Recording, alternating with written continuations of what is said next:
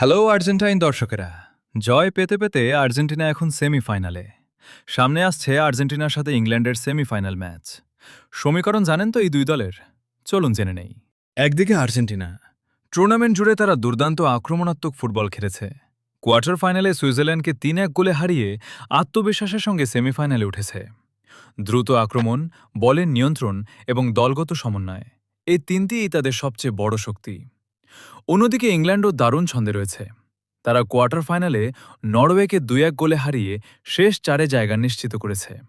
শৃঙ্খলাবদ্ধ রক্ষণ, গতিময় counter attack এবং গুরুত্বপূর্ণ মুহূর্তে গোল করার ক্ষমতা তাদের বড় অস্ত্র। এখন প্রশ্ন একটাই, কে যাবে ফাইনালে? যদি আর্জেন্টিনা মাঝমাঠে নিয়ন্ত্রণ ধরে রাখতে পারে এবং সুযোগগুলো কাজে লাগাতে পারে, তাহলে তাদের এগিয়ে থাকার সম্ভাবনা বাড়বে। অন্যদিকে ইংল্যান্ড যদি দ্রুত পাল্টা আক্রমণে সফল হয় এবং রক্ষণে ভুল না করে, তাহলে তারাও ম্যাচের ভাগ্য নিজেদের দিকে ঘুরিয়ে দিতে পারে। দুই দলই অসাধারণ ফর্মে রয়েছে, তাই এই ম্যাচে ছোট একটি ভুলও নির্ধারণ করে দিতে পারে ফাইনালের টিকিট।